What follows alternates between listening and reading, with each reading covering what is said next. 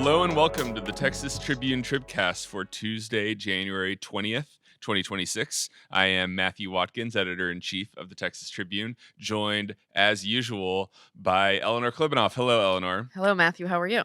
Doing well. Just got back late last night from a family trip to New York City, Oh, fun. where it snowed Oh, the that's entire time we were nice. there. It's my daughter's 13th birthday, so Nice. Were your Texas kids very freaked out by the snow? they loved it. We walked through Central Park in Ugh. like a driving snowstorm, and they followed from behind me like 10 feet the entire time, pelting me with snowballs like the entire The dream. walk. So yeah, it was great. It was great. Every 13-year-old's birthday wish. That's right. Yeah. That's right. This week we are going to be talking about immigration enforcement and ICE in Texas, and we are joined by two guests to discuss that. First, from the Texas Tribune, making her TribCast debut, Houston-based reporter Colleen DeGuzman. Hello, Colleen. Hello, it's good to be here. We are excited to have you. And we also have a Houston-based, although currently located in San Antonio, immigration attorney, Paul Pirela. Hey, Paul. Hi, thank you. Thank you for having me.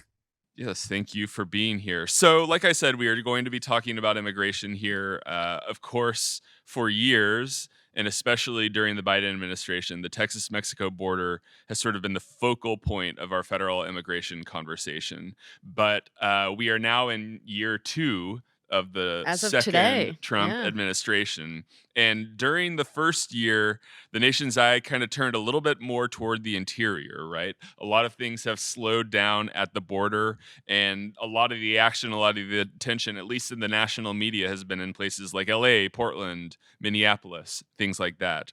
But Texas has remained a hotbed of immigration enforcement and activity, the Houston area being one of the most active places for ICE arrests in the country. And so today we're going to talk a little bit about just sort of what's happening in Texas. How does it compare to the rest of the country? And what is the experience, on the ground for people living through this every day? Paul, I want to start with you. And before we sort of talk about ICE and everything like that, I want to just ask just sort of about your role in this work. You are an immigration attorney, you work with clients, I know, but tell me kind of what your job has been this past year in this sort of new era of immigration enforcement. Of course. No, and thank you. So we have a small immigration firm in Southwest Houston. It's just two attorneys, me and an associate whose name is Carlos Gutierrez. And basically, we do immigration court work, so deportation defense, and we also do a lot of family-based immigration with a little bit of employment-based, like visas and things sprinkled in. So what I can tell you is that in the last year, we have had quite a big uptick in immigration enforcement, basically defense work. So there's been a lot more cases involving detainees and a lot more cases of people getting sent to court, and then we defend them in removal proceedings. I can tell you, to talk about numbers, like I used to do maybe 1 or 2 detainee cases a month. And then in the last few months, it's been basically more than 1 call a day from somebody asking for a consultation because they have a family member or friend or somebody's being detained. So I can speak actually quite a lot about that. Okay, very good. So let's take a step back and just talk about what Texas is experiencing. Colleen, you had a story that ran, I believe, yesterday, kind of laying out the groundwork here. What has immigration enforcement in Texas looked like over this past year? Yeah, so the Trump administration, as we've seen in Texas, is basically going all in on slowing down both due process for immigration and then also going all in on finding undocumented immigrants within the country and within the state already, arresting and deporting them. And like you said, what's different from his first term is that this year and this last year that we've seen is that they're really focusing on finding people at their work sites, immigration courts, parking lots, and their homes. People have reported seeing ICE agents at federal buildings in El Paso, immigration courthouses in San Antonio, and probation offices in Dallas. And so what we've really seen is that, they're looking everywhere for undocumented immigrants. And it's caused this huge wave of this new fear among undocumented immigrants across the state. Right. Paul, I mean, does that align with sort of the clients you've been hearing from? Is it I think one of the things that we sort of have understood about immigration enforcement in recent years, particularly under the Biden administration, but even maybe before that, is you would see a lot of things, ICE detentions in local jails and things like that. Are you seeing more people who are being picked up, at their place of work, or having ICE knock on their doors, or that type of enforcement action? Yes, I am, unfortunately. So we've had a couple in the last month, well, several in the last month. Well, one of the things that was a major change for me is that we had people picked up at checkpoints, between here, San Antonio, and the border, let's say Brownsville or McAllen. There's some checkpoints about 100 miles from the border. And in the past, people, let's say with pending cases that had entered on visas, that had applied for asylum, they were usually allowed to cross freely through those checkpoints as long as they don't cross outside the United States while they're waiting for the case to be adjudicated by either USCIS or by the immigration courts, as long as they had status. And there's been even people in that case with absolutely no criminal history picked up at the checkpoints. I had a consult with a person from Minnesota actually last Friday, where they showed me pictures of their truck, and it has the glasses shattered in. We're still trying to find out more information about that. But what the people that were witness to the event said that happened was that ICE came in and broke the potential client's windows and dragged them out of his car. So that's very unfortunate. I can also say that I've seen, even though I've seen it less, I've seen people being dragged out of court. In one case in Dallas, Texas, a few months ago, I think in the end of November. There was it wasn't one of my clients, but I was there in Dallas with the client in the courthouse in downtown, and the ICE agents would wait until after the hearing was over, and then they took several people in front of me, in front of women, in front of children. People were crying. It's one of the most, I guess, horrible things that I've seen in my practice. I feel like, and you were sort of alluding to this, that during previous administrations, even previous Republican administrations, the focus was really on, like, part of the reason there was this partnership with the jails was people who were, alleged criminals, or people who were, we would hear these sort of horror stories of, undocumented immigrants who were accused of really, horrific crimes, and saying, we need to deport those people because they're, um, their primary crime was not being here, without documentation. Their primary crime was something else. Now it feels like with these street raids and showing up at, even court hearings where people are there because of their documentation status, not because of their other crimes, that's a real pivot. I mean, Colleen, what are we hearing from, like, elected officials from the Trump administration sort of talking about that shift? From public officials, from Like, politicians. hmm So, there's been frustration about how the Trump administration is basically making these moves and decisions without much approval from anyone. For example, earlier last year, the the Trump administration made two really big steps in basically forcing a bottleneck at federal detention centers and courthouses.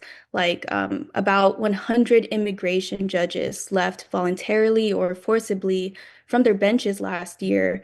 And many were fired by the Trump administration, basically slowing down the process of immigrants going through their legal process. And I'm sure, Paul, you could talk about this part. And he also barred migrants from accessing bond hearings. And that basically means that all detained migrants have to stay in detention centers for the duration of their removal proceedings now. And that basically removes judges from being involved in whether an immigrant has to be detained. And an expert told me that that basically makes ICE both the jailer and the judge, since there's no longer a review of migrants' detention. Paul, can you help me kind of understand? I mean, what you have said at the start of this about, 1 to 2 cases a month turning into, basically getting a phone call almost every day from clients, aligns with, what we hear from a lot of immigration attorneys. The ability of people to find pro bono work is incredibly hard right now. The all the sort of immigration bar reports being sort of swamped with cases right now.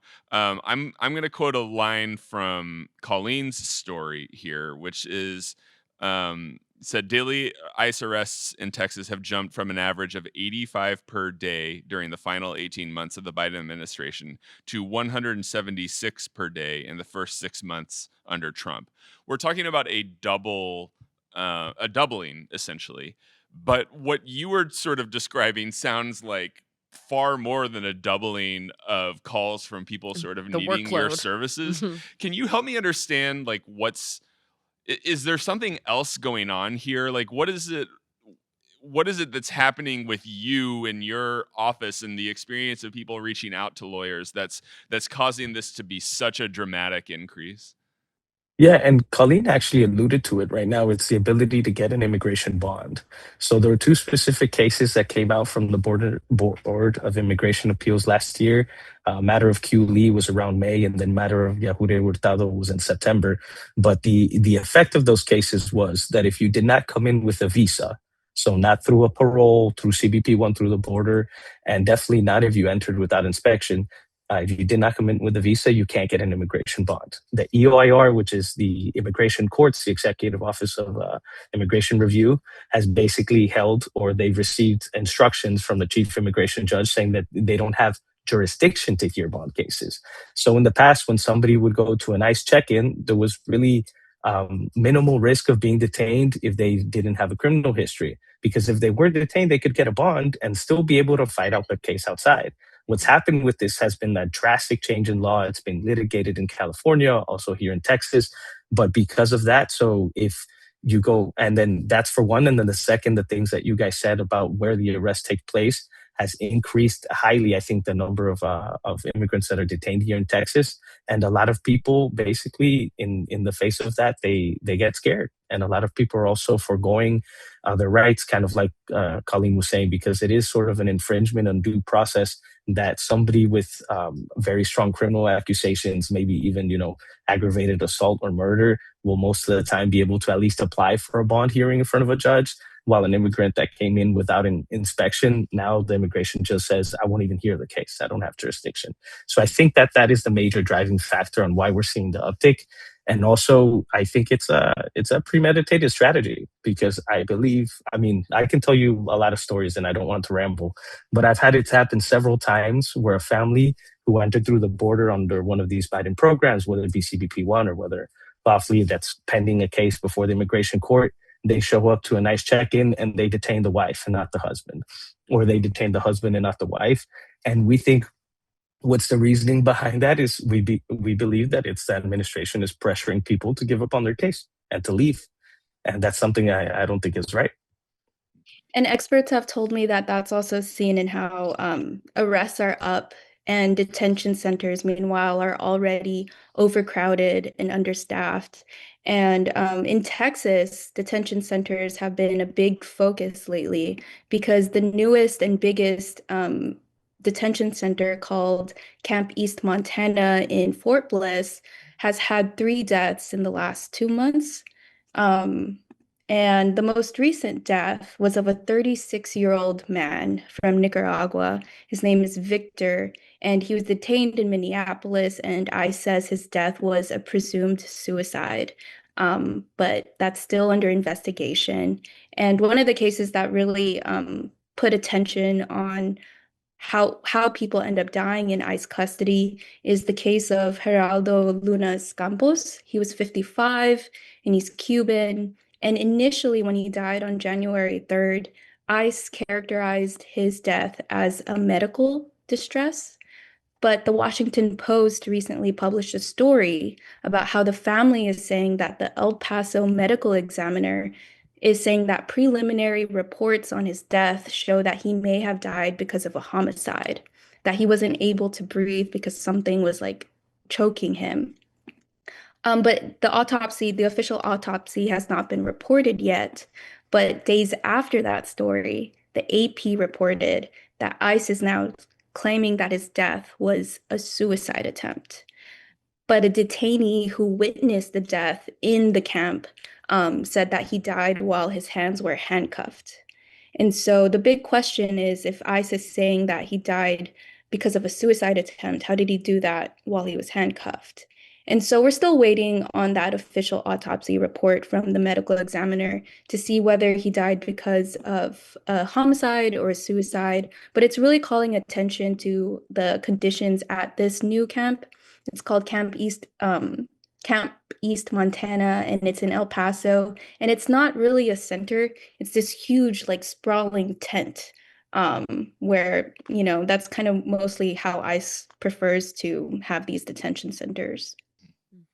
And I know that there's also a center in Harlingen as well. I mean, Paul, do you have clients who are passing through these areas? Have you heard at all about what the experience of people in these facilities is?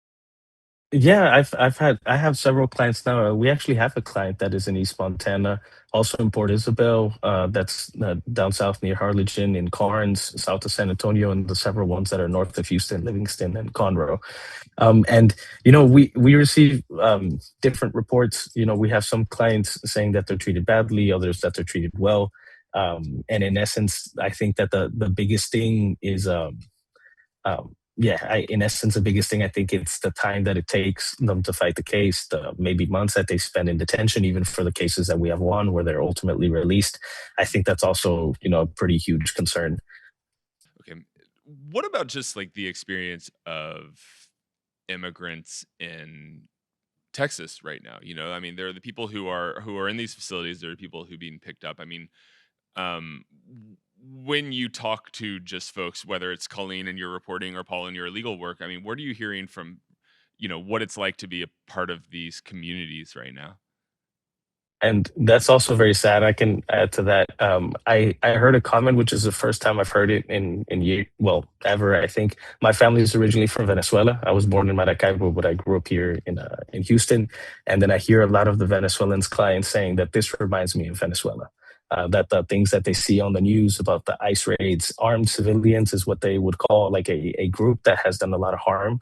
Of course, it's a different situation, but still, it's like the fear that people live with, knowing that, look, if I'm trying to follow the rules, I'm following my case, I'm attending the hearings, or I'm just going to work. The fear that they live in by just doing, going about their everyday life is something that's big, and and yeah, it is affecting a lot of people. So I think there's an increased fear, even for the people, let's say, that have been granted asylum or that have green cards. They call me and ask me, is it safe for me to travel because I don't want to risk my future here in the U.S. when they've already won their case? And I think, yeah, so that's what we've been hearing a Wh- lot wh- about lately. Just out of curiosity, what are you saying to those clients when they ask you those questions? So it depends on the case specifically. For people that have already won their case, what I usually tell them is that you carry copies of certain documents with you to show. I have had several clients that already won asylum get picked up and then released the next day. So that is happy, but it's basically so that they're able to show an officer exactly, where their status is. I saw a video the other day of a Cuban immigrant that already had his green card have an interaction with ICE, who tells him he's not in the system, he's getting picked up, and once he shows them the green card, they let him leave. So for those people that that don't have any criminal charges, that where there's not a risk, I usually give them advice around that. But I would then I tailor it case by case, specifically for people that might be at more risk of detention. Yeah, and the Trump administration is, for people with green cards and asylum seekers, it's about making it difficult to live here. Because, for example, he recently said that people who are DACA recipients or asylum in the asylum process can no longer renew their commercial driver's license. And so that's really going to rattle the trucking and trade industry. And for students, DACA recipients can no longer access in-state tuition. And so it's like policies like this that, is pushing people into hiding, even though they have TPS or are asylum seekers or DACA recipients. Everyone, is fearful and worried. What are you hearing, Colleen, about from the Trump administration, from government officials about you know is when people raise these concerns, what's the reaction to that? I think it's been such a tumultuous year that it's I was trying to do a story at the end of the year, trying to reach out to people from the 19 countries with travel bans. Because people from those 19 countries can no longer move forward in their legal process. Their cases were being paused.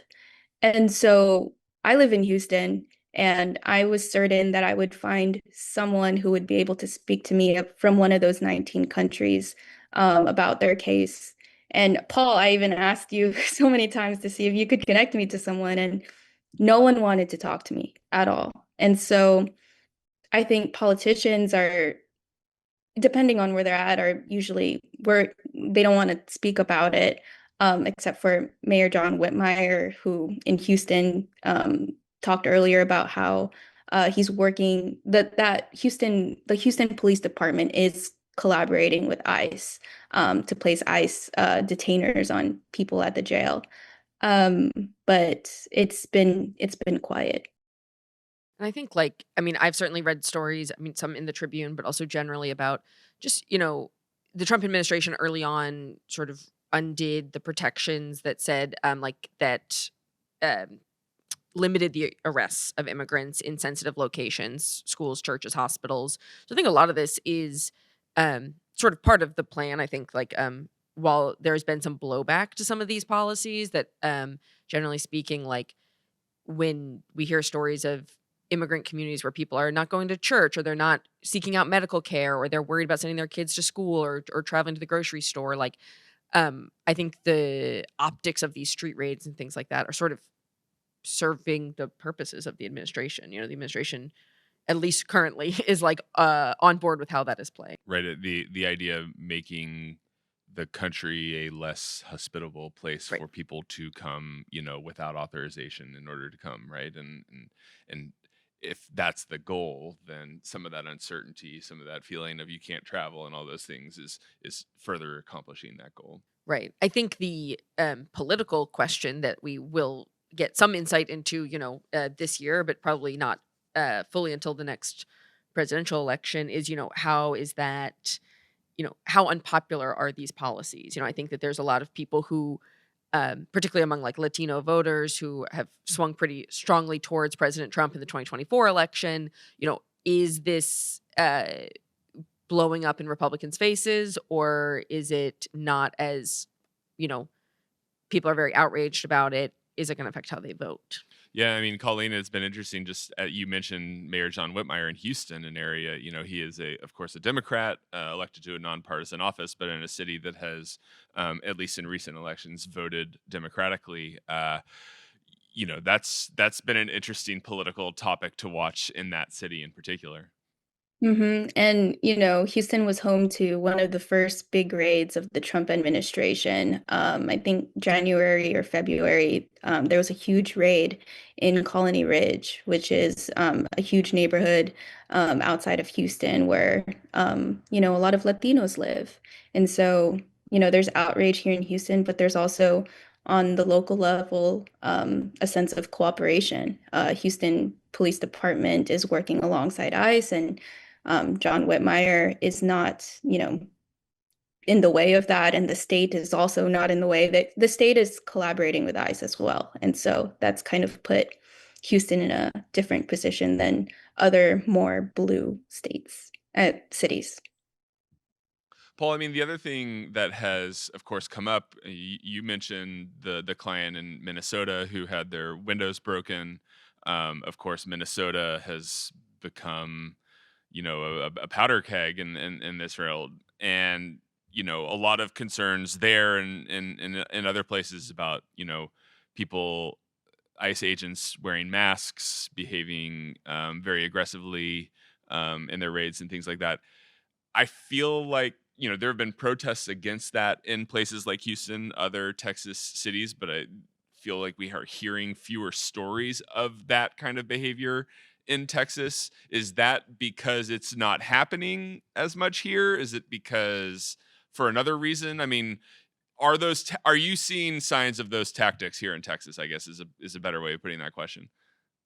So I haven't seen anybody like the story in Minnesota where they're dragged out of their car where it's broken into, but we have heard stories of like bounty hunters, especially in the area north of Texas called Terenos Houston, I think is what the area used to called, where they're basically patrolling their people with masks and stuff that will end up like catching somebody that they think might be an immigrant without status and bringing them to ICE.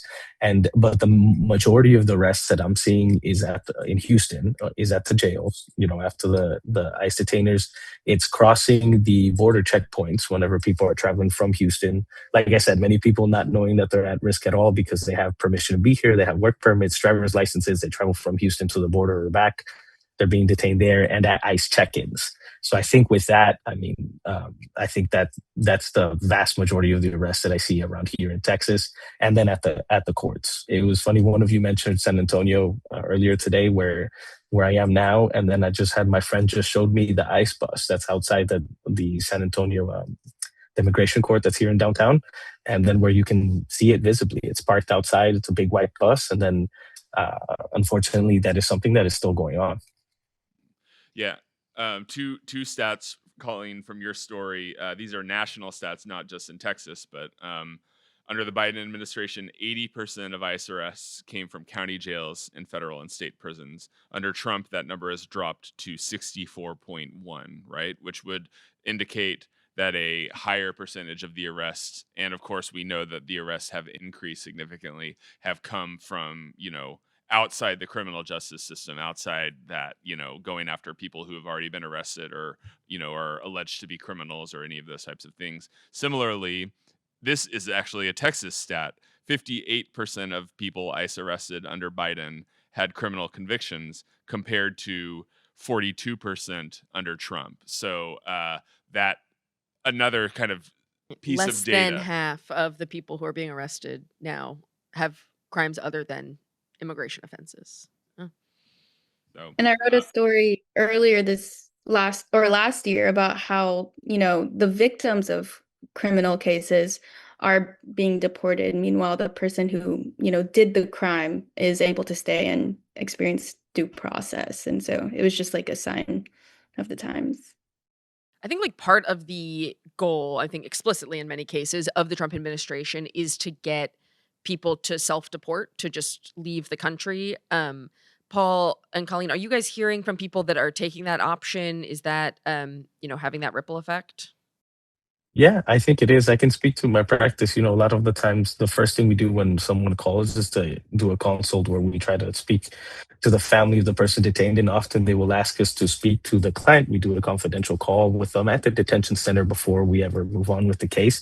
And then a lot of the people are hearing, once they hear, I don't have, well, that the government takes a position, I don't have a right to an immigration bond. If I'm going to fight my case, I might be here months. If I appeal, I could be here more than a year. Then a lot of people are then taking the decision to self-deport and try to go somewhere else. I've had several Cuban clients that chose not to fight their case, be removed to Mexico, and then from there try to seek asylum in Spain or in other places. So I think it is implicit that that's basically the strategy that they're doing. I think, like Eleanor said, it's the optics. If the news, well, basically, if all these things are done, the raids, people have fear to even cross the border. The number of crossings without inspection has dropped to numbers that we haven't seen in 50 years. So people are not coming in, and then the ones that are here that came in the last few years, or even that have been here for a long time, are scared. And some people have decided, I went to USCIS, my asylum case might have not got approved. I do have a right to go before an immigration judge and seek it, but I've also seen a lot of those people decide, like, no, let me go try to seek asylum somewhere else because they don't want to be at risk of being detained and then sent back to Venezuela, to Colombia, to Afghanistan, and those things. Yeah, and Uriel, my colleague who's on parental leave right now, before he left, he did a really great story on a mother who was detained, and her and her husband left Belize because of some death threats, and they've been in the country for a long time, and they have children with mixed status citizenship, and she was at a detention center and contracted hepatitis there. And so it just shows how, and they gave her Tylenol, I believe, for it. And so it just got so difficult there that she decided to self-deport, and her husband ended up following her, and they had to leave their children here. So they're back in Belize right now, and it's just an example of how people are being pushed to self-deport. That's the goal, it seems, for ICE and the Trump administration. There's another strategy that I wanted to mention to piggyback off of that, and it's the removals to third countries. I don't know if you guys have heard about that in the news, but the Trump administration has also signed several agreements, and among those, Ecuador, Honduras, Guatemala, where like they will get, well, basically the crux of the agreement is if you're applying for asylum here, right, and you came in through the southern border on most of them, that if you do not fear persecution in the third country, which you might have never been to, we can forego having to even hear your asylum case. So I've had that happen already twice for Honduras, and it's happening now more for Ecuador, where somebody from Venezuela or Nicaragua, for example, it's one of the cases that we're appealing, where he has a very strong asylum case. He was in the news. His home. It was in the news that his home was ransacked by the national police or by the paramilitaries. I'm sorry, and he had a lot of publications, proof of being a student organizer protest, and then the judge didn't hear his asylum case because DHS wanted to remove him to Honduras, where he has never been and cannot prove that he will be persecuted there. So we're appealing the legality of these agreements, and it's something that's going on. But also that, I guess, the fear of getting sent to a place I've never been before is also being used against the asylum seeker, to sort of persuade them to give up on the claim to. And I think they've even said publicly, and I wouldn't quote that because I don't remember the exact words, but that they have to do some, like the Trump administration has said that they have to do something about the backlog of all these cases in immigration court, which was about 4 million. So like we can't give everybody due process. I remember hearing that in the in the news, but that was the crux of what they said. So I think it is being done deliberately, and that these things are done so well that in essence it's basically taking away a lot of the protections that people have, especially those that are seeking asylum. Well, I know it's hard to speak in too much generalities because every client is different. Every client has individual circumstances and factors that are, leading to the decisions that they make. But I wonder if you could just talk a little bit about the decision making process, the factors that people are having to consider, and just seems sort of obvious, but just the life impact of being caught up in this system is having on the people you're working with. Like, what are you seeing? How are you seeing people sort of experience this from the sort of most human level? Yeah, I think it's something it's really sad, really, especially whenever it comes to the detentions without bond. Because in the past, if a family member was detained, even if they came in without inspection, like I mentioned, they could most of the time get a bond if they weren't a flight risk, weren't a danger to the community, weren't a threat to public safety. And then now what happens is I have to have a conversation with that I've had many times with a mother that the children are U.S. citizens at home. Maybe the mother does not have status, or the spouse might have status, and they detain the husband, the father, and now you say, well, look, there's a chance of him getting out, but it will take a federal lawsuit. If he fights his case, which he might have a case to fight, maybe cancellation of removal or one of these other benefits, but it will be months in jail. That's something that affects them terribly because maybe the primary provider is now detained, and how are they supposed to provide for the family, for the kids, to pay rent, to buy groceries? And then, so that really puts a lot of pressure on people. I've also seen people on the human aspect that have built businesses, that have stores, have construction companies, have small businesses, and contribute to the economy of not only Houston, but like of the country. And then now who's going to run the business? Or like another person that, whose workers are scared to come to work because they're scared that ICE is going to come, like do a raid at a construction site, you know? So it's really affecting people a lot. So in the decision making process, they basically have to weigh, and I feel like it's my job to inform them before you start, this is what we're getting into. And then so that they're informed about whether or not I choose to fight the case or not. And if you're going to fight it, then you have to fight it with everything you got. And if you choose not to, that the best thing for my family is to leave, then that's a decision that I have to respect from the people that make it, from the families that are affected.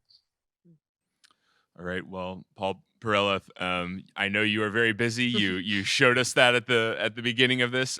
Thank you so much for taking the time to talk us through this and share your experiences. And a big thank you as well to you, Colleen, for your coverage and for talking this through.